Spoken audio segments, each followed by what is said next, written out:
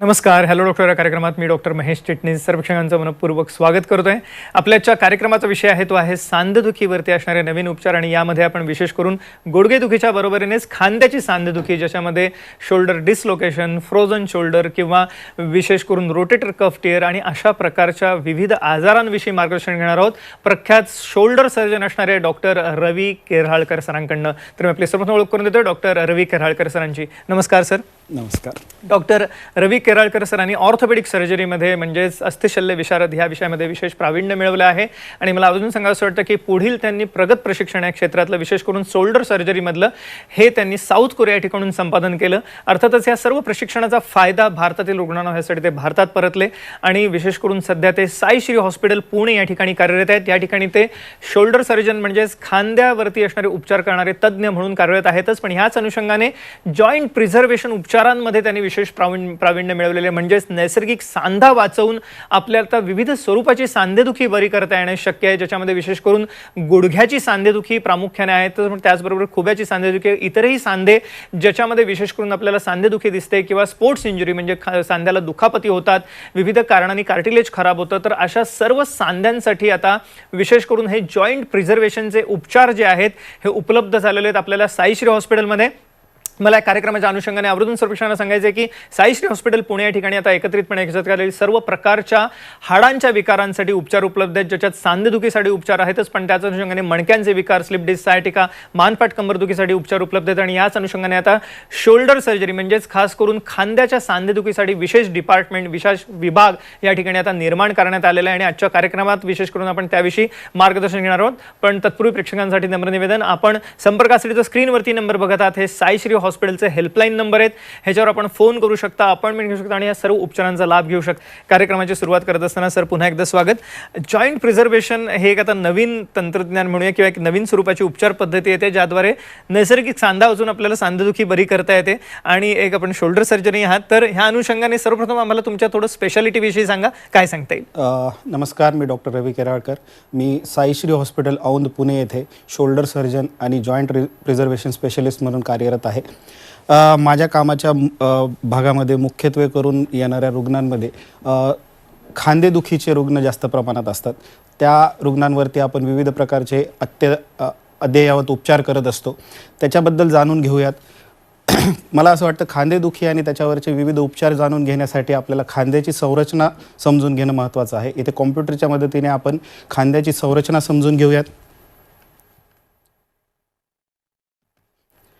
आपला खांदा हा उखळीचा सांधा म्हणजे ज्याला इंग्रजीमध्ये ball and socket type of joint म्हटलं जातं, हा मुख्यत्वे करून 3 हाडांचा बनलेला असतो. गळ्याभोवतीचं हाड ज्याला क्लॅव्हिकल म्हणतो, हाताचं हाड आणि खांद्याचं हाड ज्याला स्कॅप्युला म्हणतात. खांद्याच्या हाडाला जे सॉकेट असतं त्याच्यावरती एक लॅब्रम नावाचं आवरण असतं, हे खांद्याची खोली वाढवण्याचं मदत करतं आणि त्याच्याभोवती एक कॅप्सूल नावाचं आवरण असतं, हे सांध्याला घट्टपणा देतं. खांद्याच्या आजूबाजूला एक स्नायूंचं पुढून आणि मागच्या बाजूने एक भक्कम आवरण असतं ज्याला रोटेटर कफ असं म्हणतात.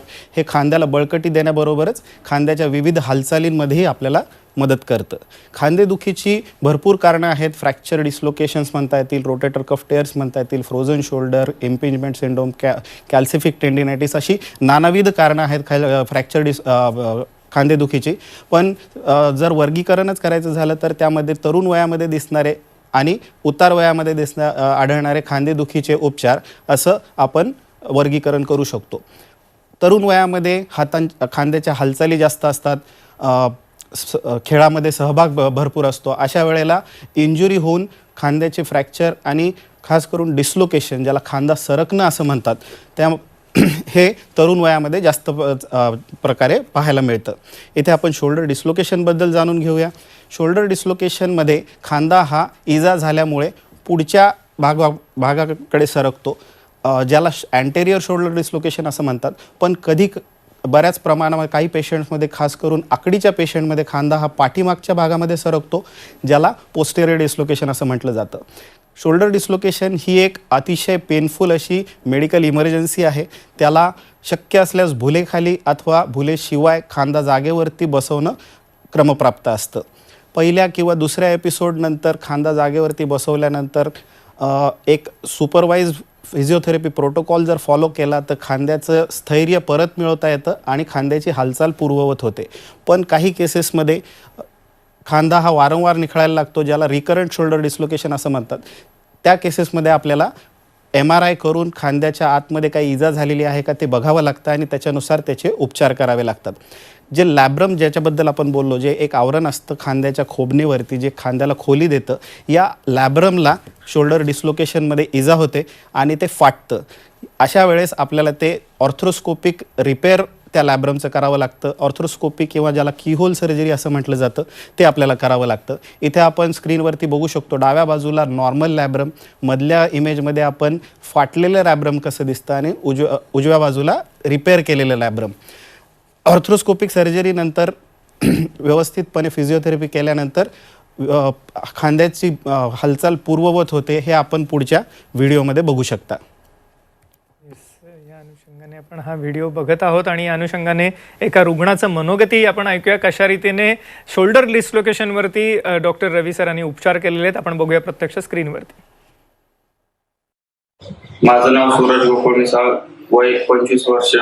माझा ऍक्सिडेंट झाल्यामुळे माझ्या राईट शोल्डरचे ऑपरेशन झाले आहे. ऑपरेशन दरम्यान साईश्री हॉस्पिटलमध्ये सर्व स्टाफ व डॉक्टर आडकर सरांनी खूप मदत केली, त्याबद्दल सर्वांचे धन्यवाद. बघू शकता कशा रीतीने ह्या हालचालीत आपण लॅपटॉपकडे पण जाऊया सर. या अनुषंगाने कशा रीतीने हालचाली पूर्ववत होतात हे बघणं खरोखर या ठिकाणी आपण लॅपटॉपवरती बघूया कशा रीतीने हालचाली होत आहेत या रुग्णाच्या. काय सांगता येईल सर याविषयी? मला इथे आवर्जून सांगावं वाटतं की फक्त ऑपरेशन करून सर्व काही व्यवस्थित होईल असं नाही.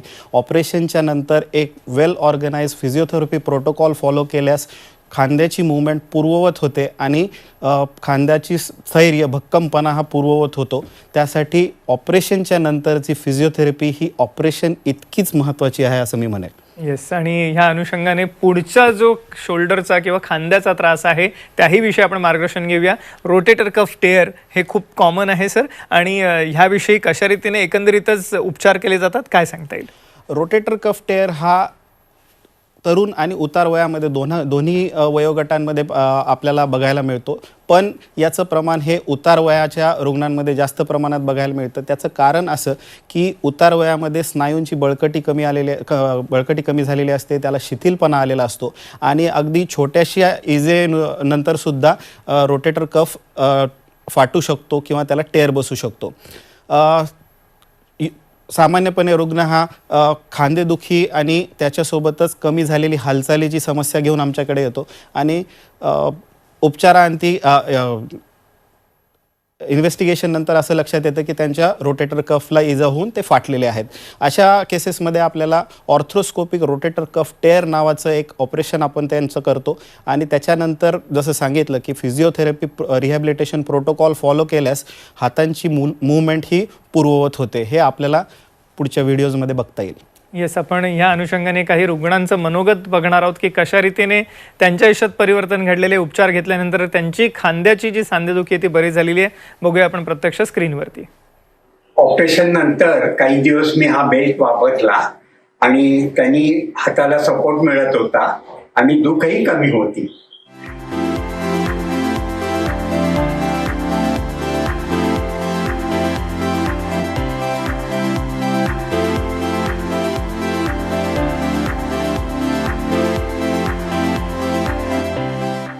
एक 5 ते 6 महिन्यापूर्वी मला शोल्डरचा अतिशय त्रास सुरू झाला.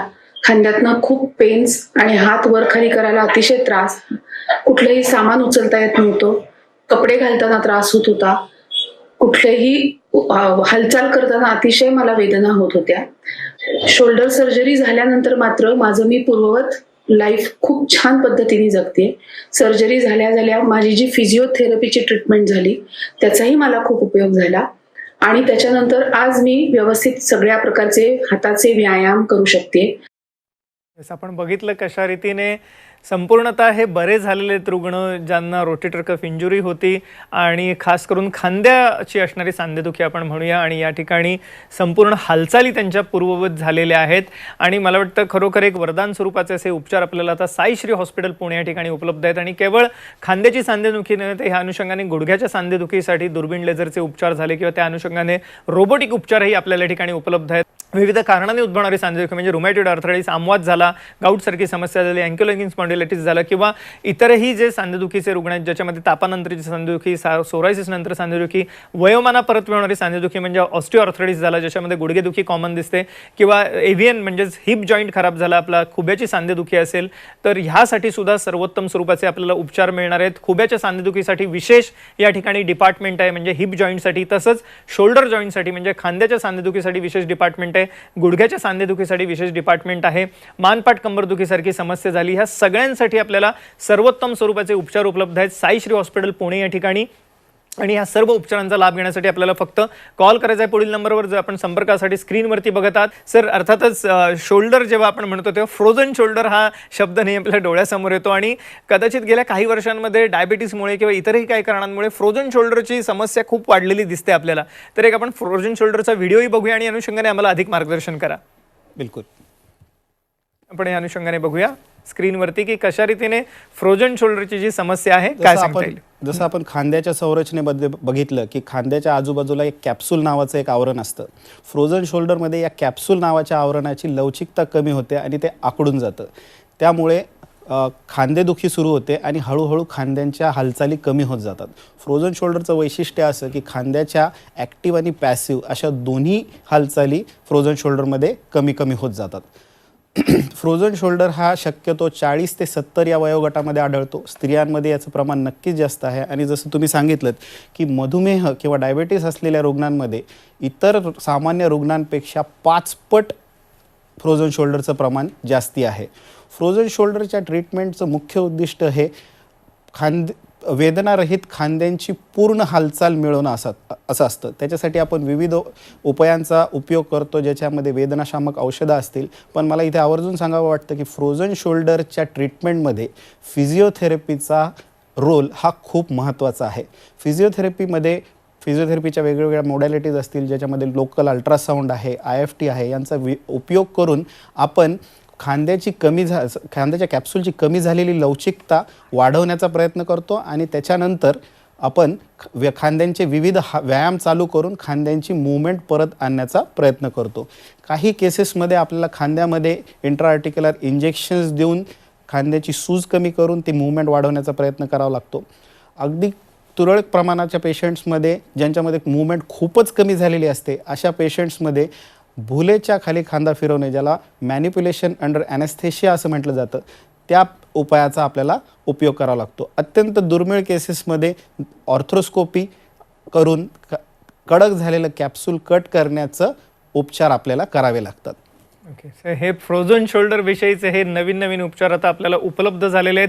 साईश्री हॉस्पिटलचा हेल्पलाईन नंबर आहे, त्याच्यावर आपण फोन करू शकता, अपॉइंटमेंट घेऊ शकता आणि या सर्व उपचारांचा लाभ घेऊ शकता. फ्रोझन शोल्डरच्या बरोबरीने जेव्हा आर्थरायटिस असतो म्हणजे विशेष करून आंबातासारखी समस्या रुमॅटॉइड आर्थरायटिसमध्ये ही जी शोल्डर जॉईंट आहे हा संपूर्णतः कधी कधी खराब होतो. तर ह्यामध्ये कधी कधी त्यामुळे शोल्डर रिप्लेसमेंटसारखीही आपल्याला उपचार करावे लागतात. आपण या अनुषंगाने एक व्हिडिओ पण बघूया शोल्डर रिप्लेसमेंटचा आणि एकंदरीतच कशा रीतीने हा सांधा आपल्याला पुन्हा पूर्ववत करता येतो काय सांगता येईल आम्हाला. खांद्याच्या इजेला दुर्लक्ष केल्यास किंवा खांद्याच्या दुखण्याला दुर्लक्ष करून वेळीच योग्य उपचार केले नाहीत तर खांद्याच्या हाडांवरती जे कार्टिलेज नावाचं जे आवरण असतं त्याची झीज झाल्यामुळे खांद्याचा आर्थरायटिस होतो आणि हे वाढत जाणारी समस्या आहे. अशा वेळेला खांद्याची झीज झाल्यामुळे मूवमेंट खांद्याची कमी होऊन जातात आणि पेन होतं. अशा वेळेला आपल्याला खांद्याच्या रिप्लेसमेंटचा पर्याय आपल्याला करावा लागतो. स्क्रीनवरती आपण पाहू शकता खांद्याच्या रिप्लेसमेंटमध्ये आपल्याला विविध पर्याय ज्याच्यामध्ये फक्त गोळ्याची सरफेस बदलणे, ज्याला शोल्डर हेमी ऑर्थ्रोप्लास्टी असं म्हटलं जातं, आणि खांद्यांच्या आजूबाजूला जो रोटेटर कफ नावाचं जे मसल्सचं आवरण असतं त्याच्या कंडिशनवरती टोटल शोल्डर रिप्लेसमेंट अथवा रिव्हर्स शोल्डर रिप्लेसमेंट अशा प्रकारचे उपचार आपल्याला आता उपलब्ध आहेत. ओके, आपण हे जाणून घेतलं खास करून खांद्याच्या सांधेदुखीविषयी आणि याच अनुषंगाने आपण जे जॉईंट प्रिझर्वेशनचे जे उपचार आहेत त्याविषयी कार्यक्रमामध्ये या ठिकाणी जाणून घेणार आहोत. पण तत्पूर्वी प्रेक्षकांसाठी नम्र निवेदन, आपण ज्या संपर्कासाठी स्क्रीनवरती नंबर बघतात ते साईश्री हॉस्पिटलचे हेल्पलाईन नंबर आहेत. सांधेदुखीवरती जे जॉईंट प्रिझर्वेशन उपचार आहेत त्याविषयी आपण मार्गदर्शन घेऊया, पण एका छोट्याशा विश्रांतीनंतर. नमस्कार, हॅलो डॉक्टर या कार्यक्रमात पुन्हा एकदा सर्व प्रश्नांचं स्वागत. आपल्या या ठिकाणी चर्चा सुरू आहे ती विशेष करून सांधेदुखीवरती असणाऱ्या नवीन उपचारांविषयी, ज्याच्यामध्ये विशेष करून खांद्याच्या सांधेदुखीविषयी असणारे जे नवीन उपचार आहेत ह्याविषयी आपण मार्गदर्शन घेतलं डॉक्टर रवी केराळकर सरांकडनं, जे शोल्डर सर्जन आहेतच पण त्याचबरोबरीने जॉईंट प्रिझर्वेशन स्पेशालिस्ट सुद्धा आहेत. तर आता कार्यक्रमात आपण पुढे जाणून घेणार आहोत की कशा रीतीने विविध प्रकारचे सांधेदुखीवरती आपल्याला नैसर्गिक सांधा वाचवून मात करता येणं शक्य आहे. सांधेदुखी म्हटलं की आपल्याला जॉईंट रिप्लेसमेंट शस्त्रक्रिया ही माहितीच आहे, ज्याच्यामध्ये आता रोबोटिक उपचार सुद्धा उपलब्ध झालेले आहेत साईश्री हॉस्पिटलमध्ये. पण त्याच्या पुढे जाऊन हा नैसर्गिक सांधा वाचवून सुद्धा आपल्याला सांधेदुखी बरी करता येणं शक्य आहे, ज्याला म्हटलं जातं जॉईंट प्रिझर्वेशन थेरपी किंवा ह्या अनुषंगाने जॉईंट प्रिझर्वेशनचे उपचार. आणि मला सर्व प्रेक्षकांना आवर्जून सांगायचं की हे सर्व उपचार आपल्याला एकत्रितपणे एकाच्या हाताखाली साईश्री हॉस्पिटलमध्ये उपलब्ध आहेत, ज्याच्यामध्ये शोल्डर म्हणजेच खांद्याच्या सांधेदुखीसाठी विशेष डिपार्टमेंट आहे, हिप जॉईंट म्हणजे खुब्याच्या सांधेदुखीसाठी विशेष डिपार्टमेंट, आणि त्याचप्रमाणे गुडघ्याची सांधेदुखी आहे त्यासाठी नवीन नवीन स्वरूपाचे दुर्बीण लेझरचे रोबोटिकचे उपचार उपलब्ध झालेले आहेत. सर, अर्थातच सगळ्याच प्रेक्षकांना जाणून घेण्याची उत्सुकता आहे, जॉईंट प्रिझर्वेशन ट्रीटमेंट म्हणजे काय, काय सांगता येईल? उतार वयामध्ये होणाऱ्या संधिवातासाठी जॉईंट रिप्लेसमेंट ही एक प्रस्थापित उपचार पद्धती झालेली आहे. पण या संधिवाताची ही जी सुरुवात आहे ही 40व्या वर्षानंतर होते आणि त्याचबरोबर सांध्याला काही इजा झालेली असेल किंवा जे काही नैसर्गिक घटक आहेत ज्याच्यामध्ये कमी हालचाली असलेली बैठी जीवनशैली, लठ्ठपणा किंवा सांध्याला आलेला बाक, या सगळ्या गोष्टींमुळे सांध्यामध्ये होणारी झीज जी आहे ही वाढीव प्रमाणात होते. अशा जॉईंट प्रिझर्वेशन ही एक सर्वसमावेशक अशी उपचार पद्धती आहे, ज्याच्यामध्ये रुग्ण एखादं जर तक्रार घेऊन येत असेल तर त्या तक्रारीला फक्त लक्ष न देता त्या तक्रारीच्या ट्रीटमेंटसोबतच त्याच्यासोबत असलेले हे जे घटक आहेत जसं की लठ्ठपणा किंवा कमी हालचालीची बैठी जीवन पद्धती आणि गुडघ्याला आलेला भाग, ज्याला असोसिएटेड रिस्क फॅक्टर असं आपण म्हणू शकतो, या सगळ्यांना सोबत घेऊन या सगळ्यांची ट्रीटमेंट करून नैसर्गिक सांधा जतन करण्याचा प्रयत्न म्हणजे जॉईंट प्रिझर्वेशन. आपण हे आत्ता जाणून घेतलं जॉईंट प्रिझर्वेशन विषयी, आणि ह्याच अनुषंगाने मला सांगायचं की साईश्री हॉस्पिटलमध्ये रोबोटिक उपचार सुद्धा उपलब्ध झालेले आहेत खास करून गुडघेदुखीसाठी. आणि हे जे उपचार आहेत आपल्याला एकत्रितपणे एका छताखाली मिळणार आहेत, ज्याच्यामध्ये जॉईंट प्रिझर्वेशनचे उपचार असणार आहेत, रोबोटिक उपचार असणार आहेत, गरज पडली तर आर्थ्रोस्कोपी म्हणजे सांधेदुखीवरचे दुर्बीण उपचार आहेत, लेझर उपचार आहेत आणि त्याचप्रमाणे इंजेक्शनचे उपचार आहेत. आणि हे सर्व उपचारांनी आपण कोणत्याही स्वरूपाची सांधेदुखी असो, म्हणजे गुडघेदुखी आहेच पण खुब्याची सांधेदुखी म्हणजे हिप जॉईंट, शोल्डर जॉईंटची असणारी सांधेदुखी म्हणजेच खास करून खांद्याची सांधेदुखी, किंवा विविध कारणांनी उद्भवणारी सांधेदुखी म्हणजे आमवात, रुमॅटॉइड आर्थरायटिस झाला, गाऊट झाला, अँकिलोजिंग स्पॉन्डिलायटिस, ऑटोइम्युन डिसीज झाले, सोरायसिस किंवा तापानंतरची सांधेदुखी झाली, आणि उतार वयात होणारी सांधेदुखी विशेष करून म्हणजे ऑस्टिओआर्थरायटिस जी वयोमानापर्यंत होणारी सांधेदुखी आहे, ह्या सर्वांसाठी आपल्याला उपचार उपलब्ध असणार आहेत. सर, आपण एकंदरीतच सांधेदुखीविषयी आम्हाला अमूल्य मार्गदर्शन करत आहात, पण शोल्डर सर्जन म्हणून किंवा एकंदरीतच सांधेदुखी होऊ नये म्हणून काय प्रेक्षकांना आपल्याला जाता जाता सल्ला सांगता येईल, काय सांगता येईल? असं निदर्शनात आलं की कमी हालचालीची जीवनशैली आणि व्यायामाचा अभाव हे महत्त्वाचे घटक आहेत सांधेदुखीमध्ये. तर सकस आहार, हेल्दी लाईफस्टाईल ज्याला म्हणतो आपण, ते अवलंब करा आणि कुठल्याही दुखण्याकडे दुर्लक्ष न करता योग्य वेळेत डॉक्टरांचा सल्ला, अचूक निदान आणि योग्य वेळी ट्रीटमेंट घेतल्यास आपण नैसर्गिक सांधा नक्की वाचवू शकतो. त्यामुळे कुठलेही दुर्लक्ष करू नका आणि योग्य उपचार घ्या. येस, मला वाटतं एक मोलाचा सल्ला दिला आपल्याला जाता जाता डॉक्टर रवी केराळकर सर यांनी की कशा रीतीने आपण नैसर्गिक सांधा वाचवून आपल्याला हे सगळे उपचार घेता येणं शक्य, आणि त्याहून पुढे जाऊन गरज पडली तर अर्थातच आपल्याला रोबोटिक उपचार उपलब्ध आहेत, दुर्बीण लेझरचे उपचार उपलब्ध आहेत साईश्री हॉस्पिटलमध्ये. आणि ह्याच अनुषंगाने सर्व होणारी सांधेदुखी, ज्याच्यामध्ये आमवात आहे, रुमॅटॉइड आर्थरायटिस आहे, अँकिलोजिंग स्पॉन्डिलायटिस आहे किंवा तापानंतरची सांधेदुखी, सोरायसिस नंतरची सांधेदुखी, सर्व सांधेदुखी रुग्णांना सवलतीच्या दरामध्ये हे उपचार उपलब्ध करून देण्यात आलेले आहेत साईश्री हॉस्पिटल पुणे या ठिकाणी. तर उपचारांचा लाभ घेण्यासाठी फक्त कॉल करायचा पुढील नंबरवर, संपर्कासाठी आपण स्क्रीनवरती बघत आहात. सर, आपण आमच्या कार्यक्रमात सहभागी झालात आणि अमूल्य मार्गदर्शन प्रश्न केलं त्याबद्दल मनपूर्वक आभार, धन्यवाद. धन्यवाद.